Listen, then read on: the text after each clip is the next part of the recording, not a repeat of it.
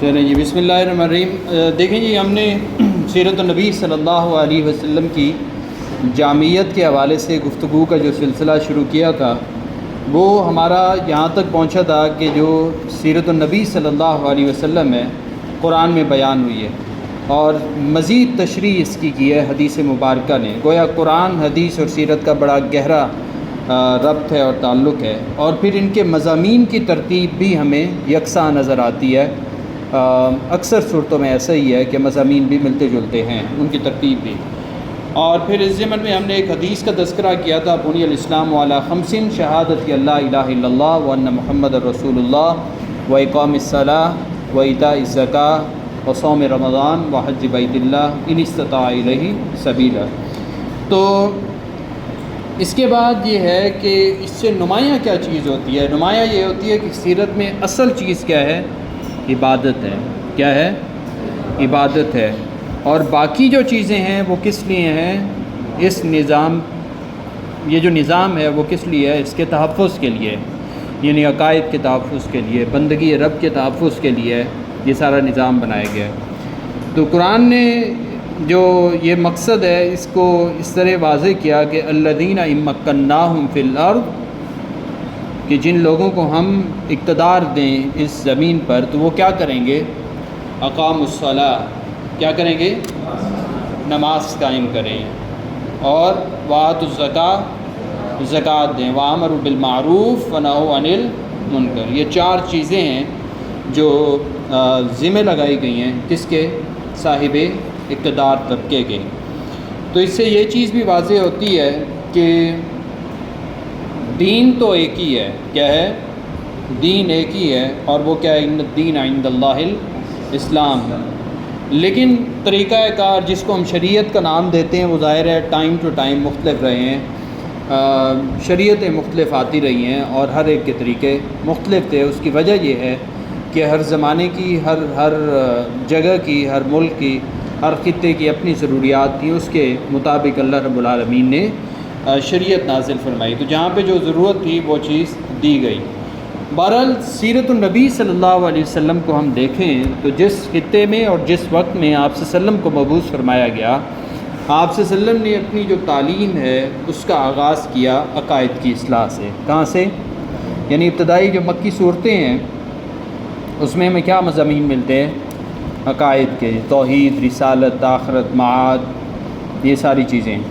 اور پھر عقائد کے ساتھ جو ہے وہ عبادت و ریاضت ہے، یعنی عقائد اس تو ایک فکری نوعیت کے ہو گئے، فکر کے ساتھ ساتھ عمل آیا، اس کا عملی اظہار آیا عبادت کی صورت میں، یعنی ایک فکری طور پہ آپ رب کے ساتھ جڑ گئے، عملی طور پہ آپ نے جڑنا ہے عبادت کے ذریعے سے۔ تو اب اس سے نتیجہ یہی نکلا کہ جو سیرت النبی صلی اللہ علیہ وسلم ہے اس میں جو اساسی رنگ ہے وہ کیا ہے؟ عبادت کا ہے، ٹھیک ہے۔ اور سیرت جو ہے وہ ان سارے معاملات کو جو ہے وہ عبادت کے رنگ میں رنگا دیکھنا چاہتی ہے۔ یہاں پہ سوال یہ ہے کہ عبادت کسے کہتے ہیں؟ عبادت کیا ہے؟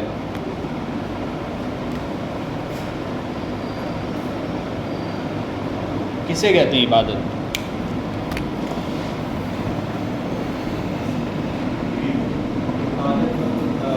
اللہ کی بندگی،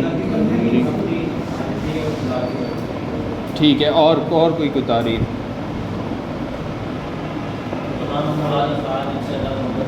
ہاں، تمام، یعنی ہم اسے یہ کہہ سکتے ہیں کہ ہر معاملے میں اللہ کی ماننا یہ اللہ کی عبادت ہے، ٹھیک ہے۔ یعنی ہم جو بھی کام کریں وہ اگر اللہ کے لیے ہے تو وہ عبادت ہے، اور اگر اللہ کے لیے نہیں ہے تو وہ عادت ہے۔ اگر کام تو وہی ہوتے ہیں، اگر وہ کام اللہ کے لیے کر رہے ہیں تو وہ عبادت بن گیا، اور اگر اللہ کے لیے نہیں ہے تو وہ عادت ہے۔ کیا ہے؟ عادت ہے۔ تو عادت میں اگر بے کا اضافہ، بے سے مراد اب بندگی رکھ لیں، اگر بندگی ہے، بندگی رب شامل ہو جائے تو وہ کیا بن جاتی ہے؟ عبادت بن جاتی ہے۔ یعنی ہمیں جو ہمارا جو مقصد ہے وہ اعلاء کلمت اللہ ہونا چاہیے، اعلاء نفس نہیں ہونا چاہیے، یعنی اپنے نفس کی سربلندی، اور دوسرا ہے اللہ کے کلمے کی سربلندی۔ تو اللہ کے کلمے کی سربلندی تو عبادت ہے، وگرنہ وہی کام عادت ہوگا۔ انما الاعمال بالنیات، اعمال کا دار و مدار کس پہ ہے؟ نیتوں، ٹھیک ہے. تو اسی کو ہم جو ہے وہ تفویض بھی کہہ سکتے ہیں. تفویض کا مطلب کیا ہے؟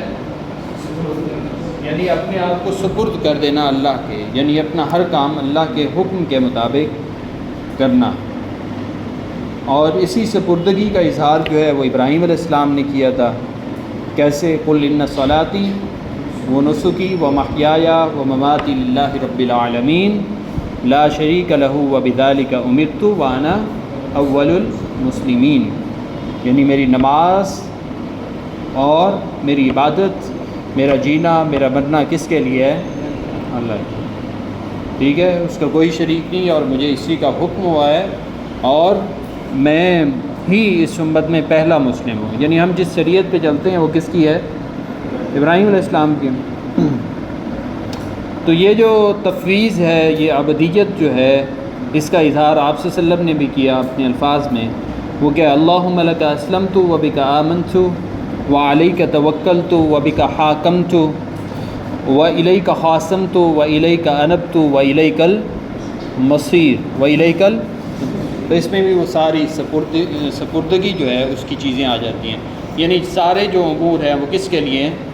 اللہ کے لیے. تو ہمیں گویا جو سیرت النبی صلی اللہ علیہ وسلم ہے اس میں یہ عبادت کے، بندگی کے، سپردگی کے سارے مراحل عملی صورت میں نظر آتے ہیں. اس لیے ہمیں ضروری ہے سیرت النبی صلی اللہ علیہ وسلم کا مطالعہ کرنا.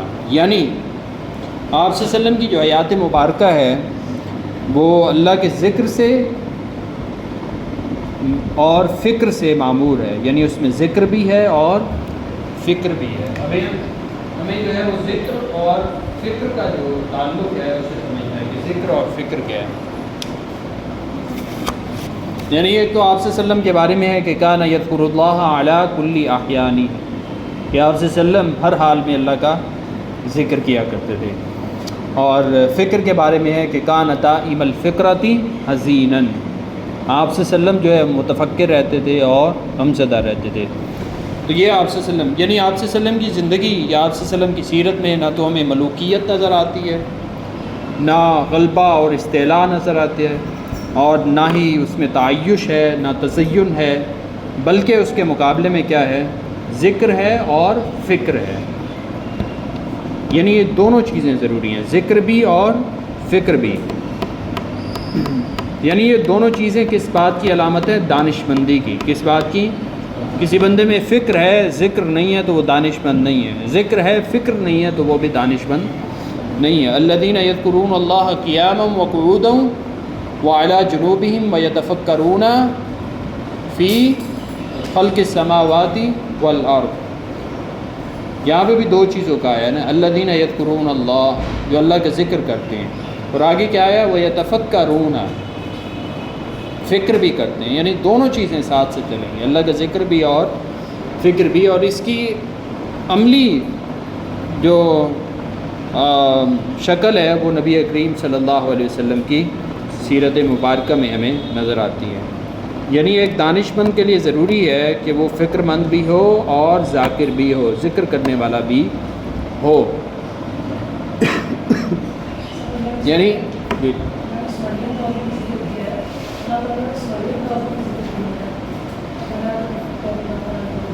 ہاں بالکل بالکل.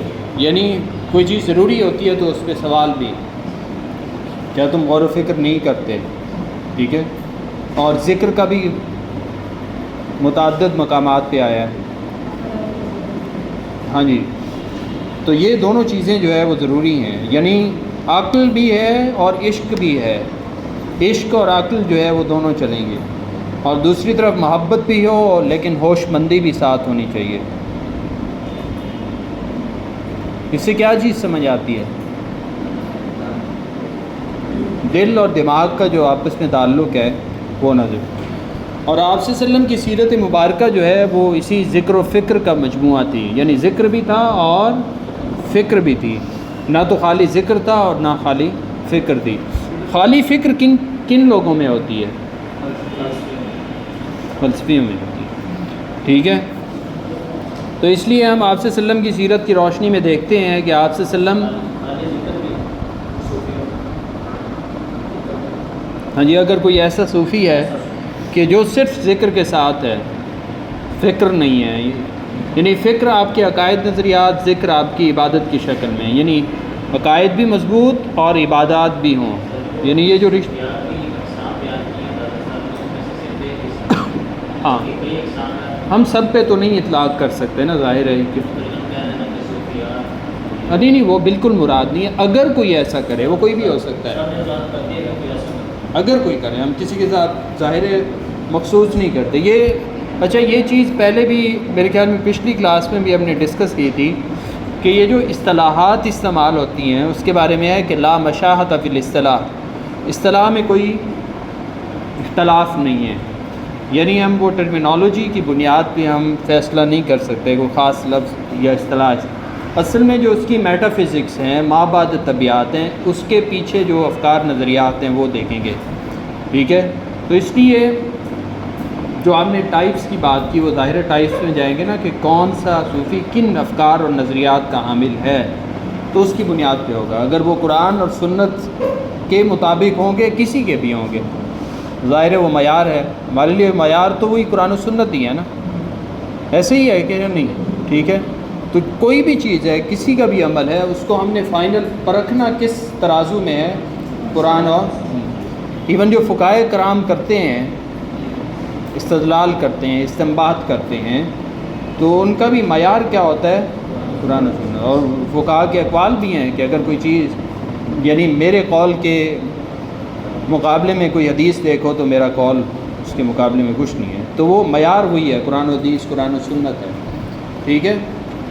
تو اس لیے ہم کسی چیز پر نہ تو کلی طور پہ کوئی حکم لگا سکتے ہیں، بلکہ اس کے جزیات کو دیکھنا لازم ہوتا ہے، کیونکہ اللہ اور اس کے رسول کے بعد کسی پر بھی کوئی سوال مطلب اس طرح ہو سکتا ہے، ظاہر ہے صرف معیار اللہ اور اس کا رسول ہے، اس کے بعد انسان ہیں، ان کے مراتب ہیں، ظاہر ہے بہت ایک بھی ہیں، پارسا بھی ہیں، لیکن بہرحال وہ نہ تو رب کے مقام پہ ہیں نعوذ باللہ، اور نہ ہی رسول کے مقام پہ ہیں، تو ہر ایک کی اپنی حیثیت ہے۔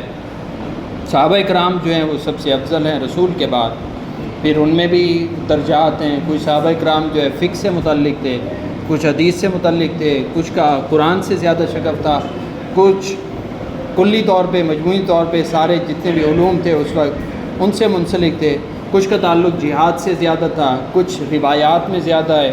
حضرت ابو ہریرہ رضی اللہ عنہ کو دیکھیں تو کب مسلمان ہوئے وہ، اور ان کی روایات سب سے زیادہ ہیں، ایسے ہی ہے نا۔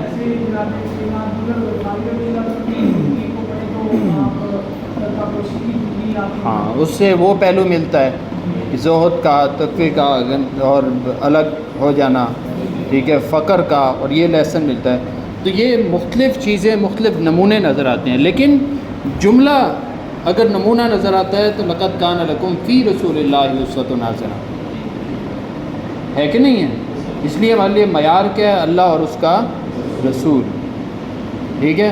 اب اللہ اور اس کے رسول کے احکام میں سے کس حکم پہ کس نے کتنا زیادہ عمل کیا، وہ پھر ویری کرتا ہے۔ صحابہ کرام میں بھی، بعد میں جو فقہائے کرام ہیں، اولیاء کرام ہیں، یہ جو بھی مسلمان گزرے، ٹھیک ہے، وہ ویری کرتا ہے، کسی نے کسی شعبے میں زیادہ کیا، لیکن جملہ جامع تعلیم کس کی ہے، آپ سے۔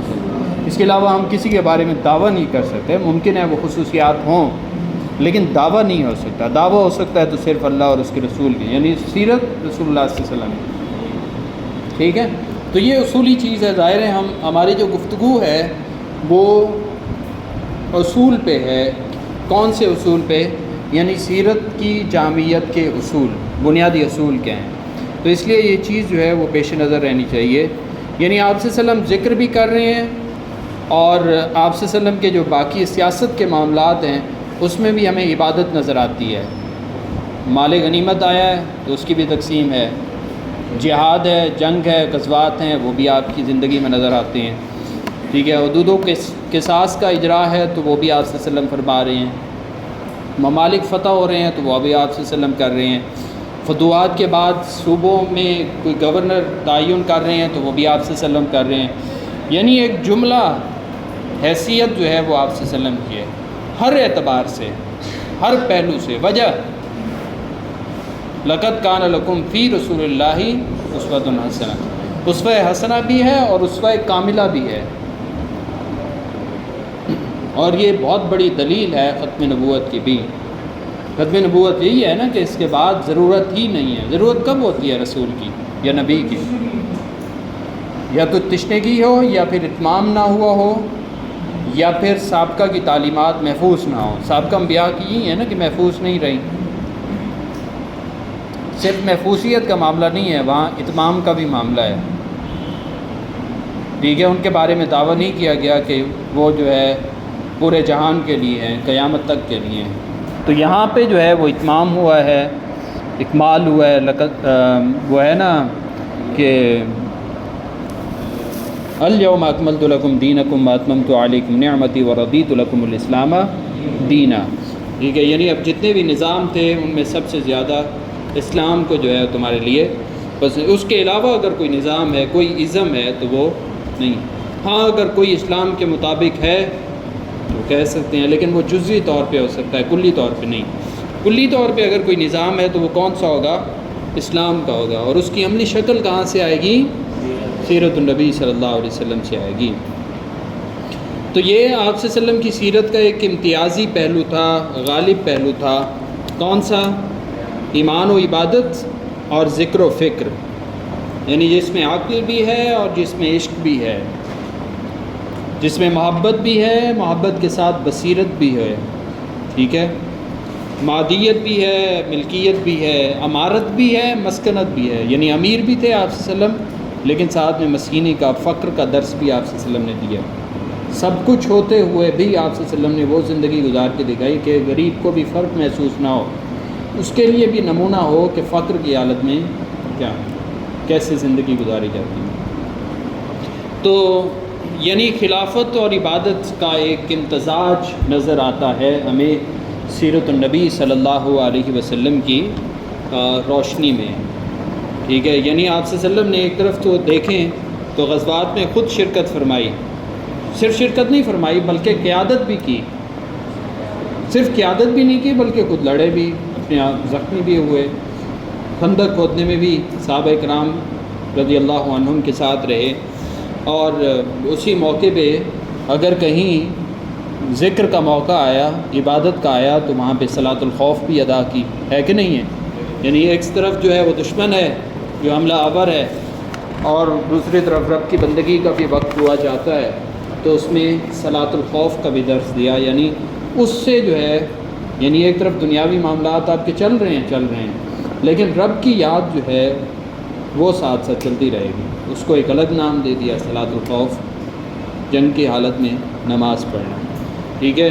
تو گویا جہاد میں بھی جو ذکر اللہ ہے اور باقی چیزیں ہیں وہ ساتھ ساتھ چلیں، اور اس کو ایک شعر میں بھی بیان کیا گیا ہے کہ آ گیا عین لڑائی میں اگر وقت نماز، قبلہ روح ہو کے زمیں وہ سوئی قوم حجاز۔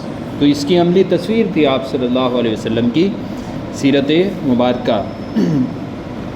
تو یہاں تک واضح یہ ہوا کہ یہ جو ایمان اور عبادت ہے یہ امتیازی پہلو ہے۔ یہ کون سا پہلو ہے؟ امتیازی۔ اور دوسرے جتنے بھی شعبہ زندگی ہیں وہ سارے خادم کی حیثیت رکھتے ہیں، خادم کی، یعنی عبادت اور ایمان اور عبادت جو ہے یہ اساسی پہلو ہے، یہ بنیادی پہلو ہے، اور باقی جتنے بھی شعبہ زندگی ہیں وہ کیا ہیں؟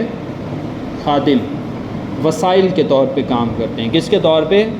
وہ وسیلہ ہے، ذریعہ ہے۔ ہم نے کہا تھا نا کہ ریاست سیاست مقصد نہیں ہے، بلکہ اصل مقصد کے حصول کا وسیلہ اور ذریعہ ہے۔ اصل مقصد کیا ہے؟ بندگی رب۔ کیا مقصد ہے؟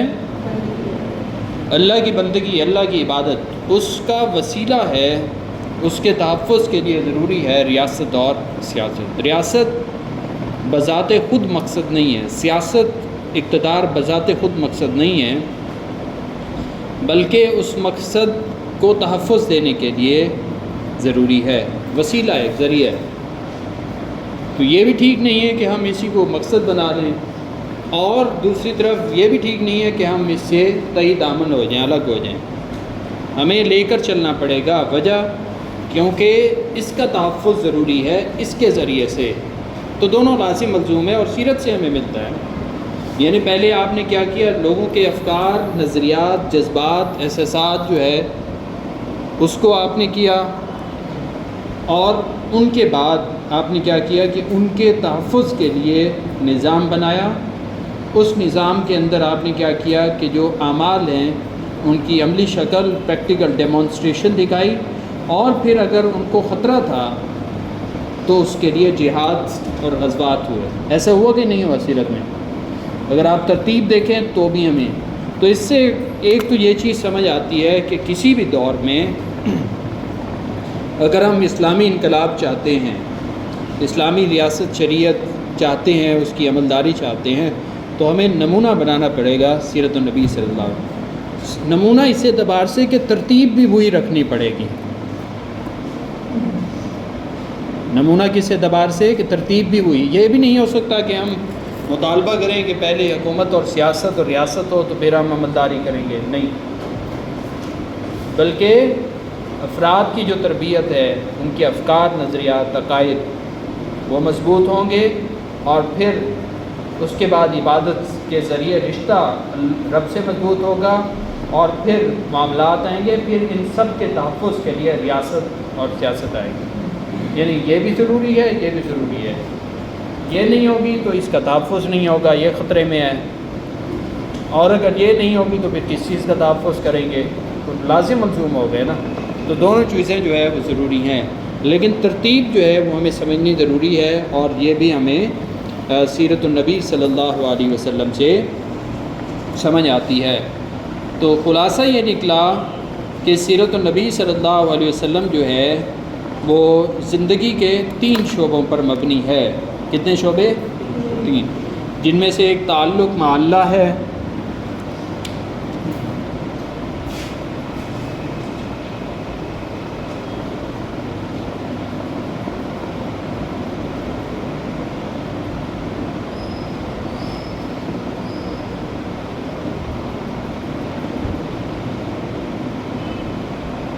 تعلق مع اللہ، تعلق مع الخلق، اور تعلق مع نفس۔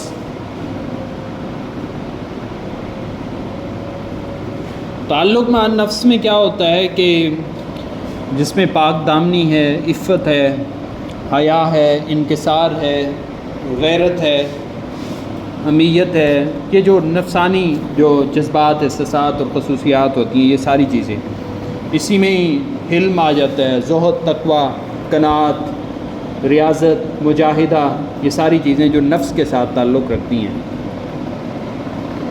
تعلق مع الخلق کے سلسلے میں خدمت خلق پہلے نمبر پہ آتی ہے، یعنی مخلوق کی خدمت کرنا۔ صلہ رحمی بھی تعلق مع الخلق ہے، یعنی مخلوق کے ساتھ آپ کا تعلق صلہ رحمی کے اصولوں پر ہونا چاہیے۔ اور نصرت ہے، اعانت ہے، جود و سخا ہے، ایثار ہے، وَيُؤْثِرُونَ عَلَىٰ أَنفُسِهِمْ وَلَوْ كَانَ بِهِمْ خَصَاصَةٌ، عفو، درگزر، محبت، شفقت، دل سوزی، یہ ساری چیزیں مخلوق کے ساتھ آپ کا تعلق کیسا ہونا چاہیے، معاملات کیسا ہونا چاہیے، اس کو ریفلیکٹ کرتی ہے اور رہنمائی کرتی ہے ہماری۔ اب اس کے بعد آ جاتا ہے جی سب سے پہلے نمبر پہ اور جو بنیادی ہے، سب سے اونچا، وہ تعلق مع اللہ ہے۔ اس میں کیا چیزیں آئیں گی؟ وہی عقائد، عبادات، توبہ، استغفار ہے، اس کا تعلق بھی اس سے ہے، ذکر اور فکر ہے، وہ بھی اسی سے متعلق ہے۔ لیکن یہ جو تینوں قسم کے تعلقات ہیں، یہ جو میں نے لکھے ہیں، اس میں جو تعلق مع اللہ ہے، اس کی حیثیت روح کی سی ہے۔ کیا ہے؟ روح کی حیثیت رکھتا ہے یہ اصل میں دونوں جو تعلقات ہیں، مع الخلق بھی اور مع النفس بھی، تو اس کو کیا کرتا ہے؟ آپس میں جوڑتا ہے، استوار کرتا ہے۔ اور کون جوڑتا ہے؟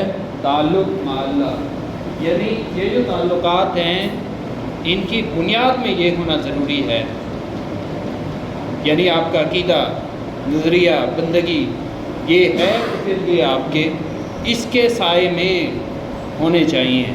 کیسے؟ اس بات کو ہم مزید اس طرح سے سمجھ سکتے ہیں کہ اگر تعلق مع اللہ نہ ہو تو پھر تعلق مع الخلق اور تعلق مع نفس کی حیثیت کیا ہوگی؟ ایک تو بنیاد اس کی کیا ہوگی؟ کمزور ہوگی۔ بنیادیں کیا ہوگی؟ کمزور ہوگی۔ یعنی جو لوگ اللہ سے منقطع ہو کر ان چیزوں میں تعلق مع الخلق اور تعلق مع النفس، یعنی ہے نا سائیکولوجیکلی جو آپ ٹریٹمنٹ کرتے ہیں، اپنے نفس کی تربیت کرتے ہیں، اور آج کل یورپ کے اندر اس کی ٹریننگ چل رہی ہیں، ہمارے بھی یہاں پہ چل رہی ہیں، سیلف پہ جو کر رہے ہیں، سیلف امپرومنٹ پہ کتابیں بھی بہت ساری ہوتی ہیں، نفس کی اور دوسرا مخلوق جو رفاہی کام ہوتے ہیں۔ اگر اس کے اوپر رہنمائی نہیں ہے کس کی؟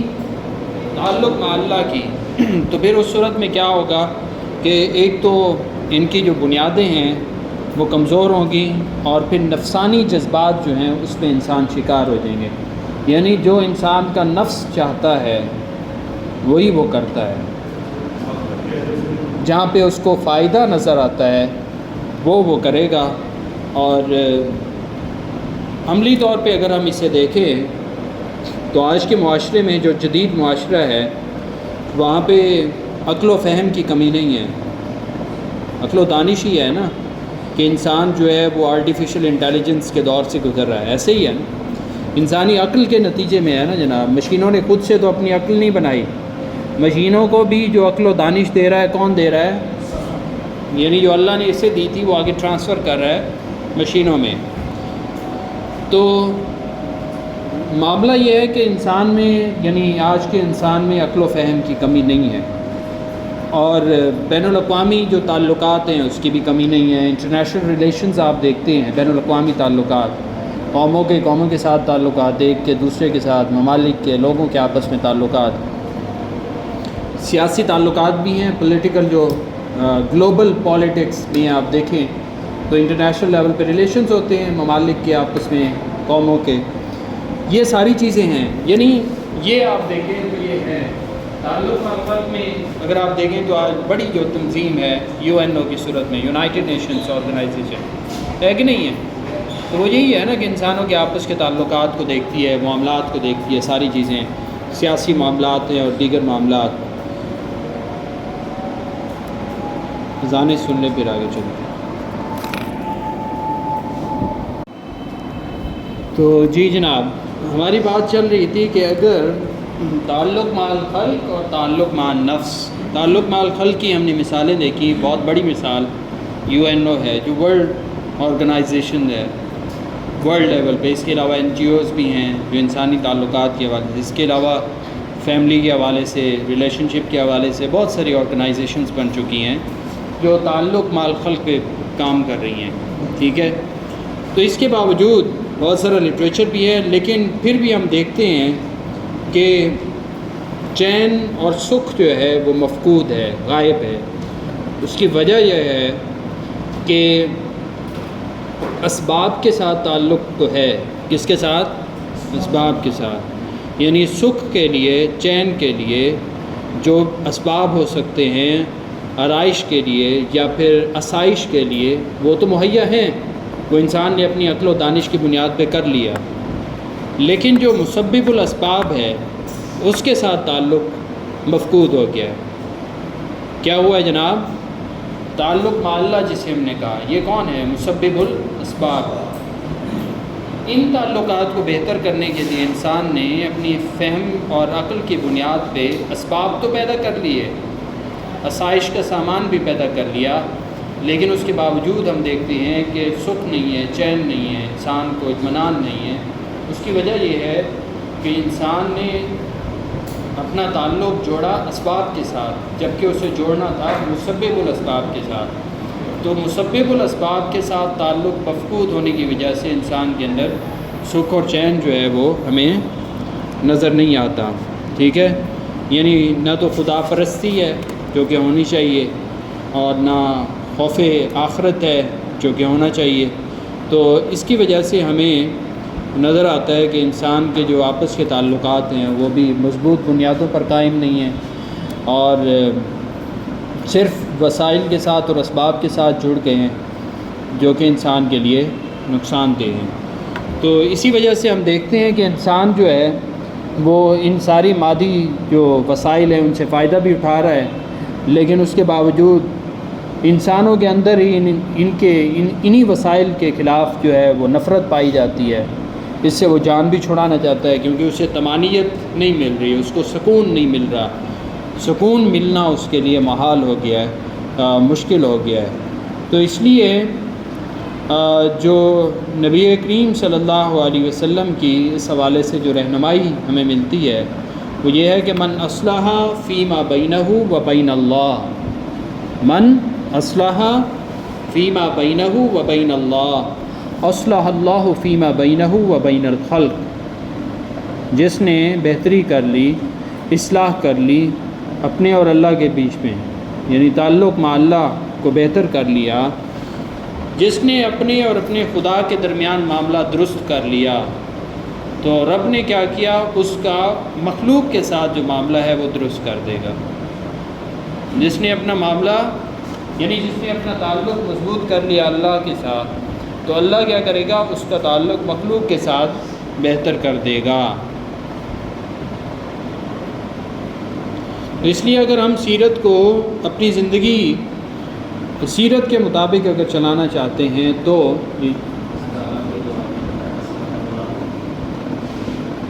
فیما بینہ و بین الخلق،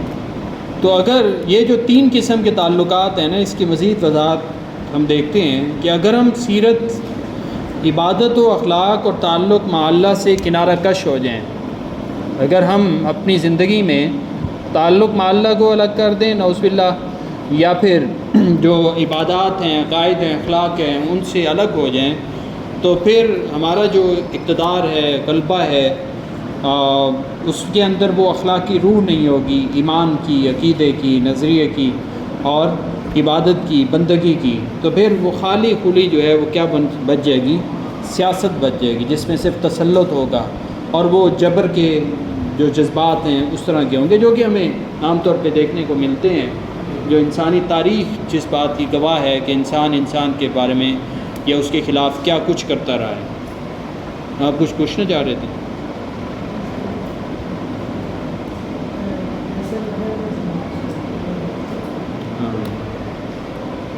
تو اس لیے جناب کہ اگر ہم صرف قومی خدمت اور رفاع عامہ کو مقصد زندگی بنائیں جس میں خدا ترسی نہ ہو، تو پھر اس کا نتیجہ کیا نکلے گا، خود نمائشی۔ کیا نکلے گا؟ خود نمائشی اور خود غرضی۔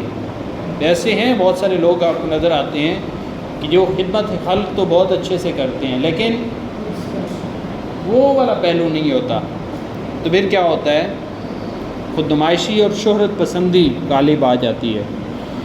ٹھیک ہے، اور دوسری طرف اگر ہم اجتماعی تعلقات سے الگ ہو کے صرف عبادت کو اور خلوت کو اپنا لیں، تو پھر کیا ہوگا، تو ہمارے اندر وہ مدنیت کی روح نہیں رہے گی، معاشرے کی جو تعلیمات دی ہیں اللہ کے رسول صلی اللہ علیہ وسلم نے، وہ ہمارے اندر معاشرتی پہلو جو ہے وہ مفقود ہو جائیں گے۔ معاشرتی تعلیمات بھی تو سیرت کی روشنی میں ہمیں ملی ہے نا، معاشرہ کیسے گزارے، آپس میں جو تعلقات ہیں وہ کیسے ہیں انسانوں کے ساتھ، تو وہ غائب ہو جائے گا۔ یعنی اسلام یہ بھی نہیں چاہتا کہ آپ ان معاملات زندگی سے الگ تھلگ ہو کے جو ایک رہبانیت کے طرز کی زندگی گزارنا شروع کر دیں، صرف عبادت میں ہی پڑ جائیں، بلکہ اس کے ساتھ ساتھ جو ہے وہ معاملات بھی چلانے ہوں گے۔ تو ہم کہہ سکتے ہیں کہ اگر خدمت خلق کے اندر عبادت نہیں ہے تو پھر وہ ایگو ہے، انانیت ہے۔ کیا ہے؟ اگر خدمت خلق عبادت کے بغیر ہوئی تو وہ کیا ہے؟ دوسری طرف ہم اس کو سامنے رکھیں کہ تعلق مع اللہ اگر اس کے بغیر ہے تو وہ انانیت ہے۔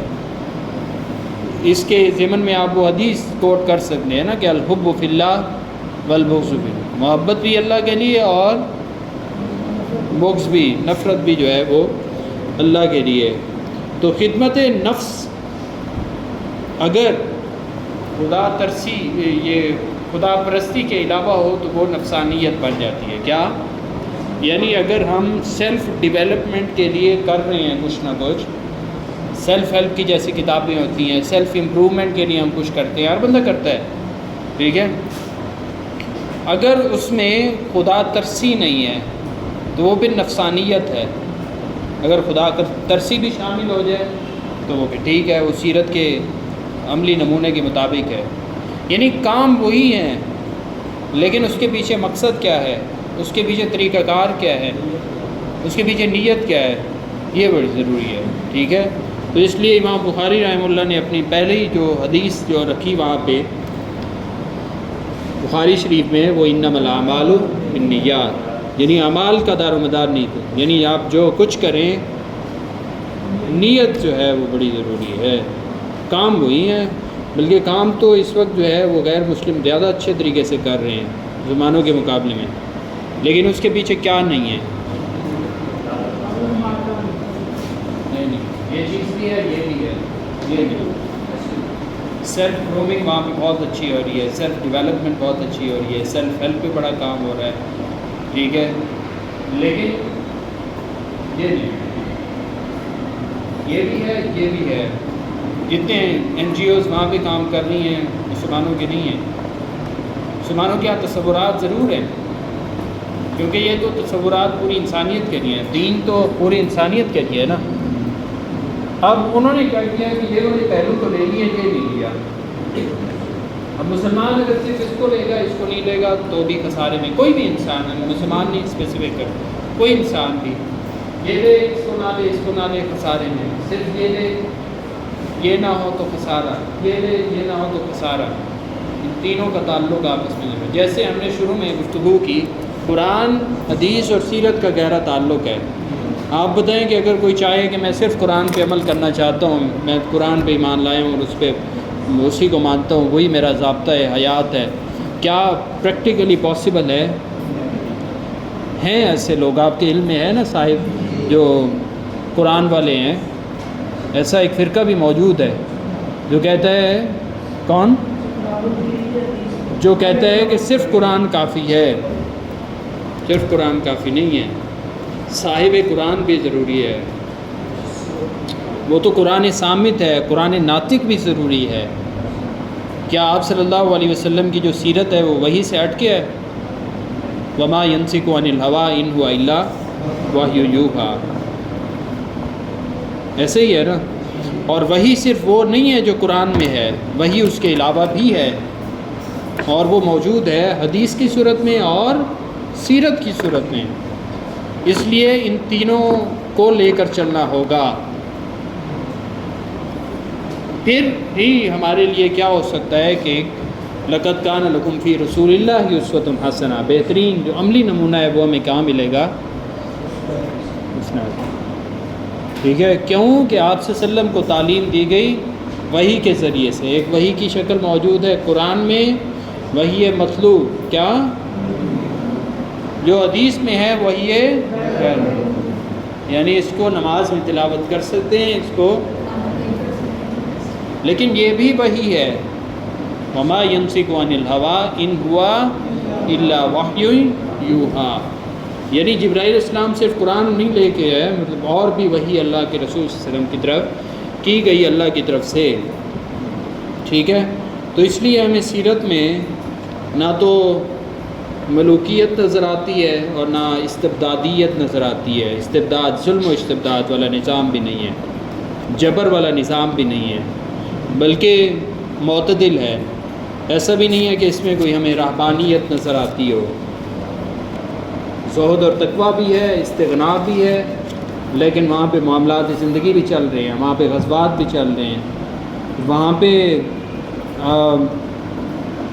چولہا بھی نہیں جل رہا لیکن غنائم بھی آ رہے ہیں، مال غنیمت بھی تقسیم کر رہے ہیں، وہاں پہ زکوٰۃ کے احکام بھی عملی صورت میں جاری ہو رہے ہیں، لیکن استغناب بھی ہے، کچھ نہیں بھی ہے، بہت کچھ بھی ہے. ساری صورتیں دکھائی نا، کیونکہ لقد کان لکم فی رسول اللہ اسوۃ حسنہ، سب کے لیے نمونہ ہے. تفاوت تو ہے نا، یہ تو فطری ایک چیز ہے، فرق ہونا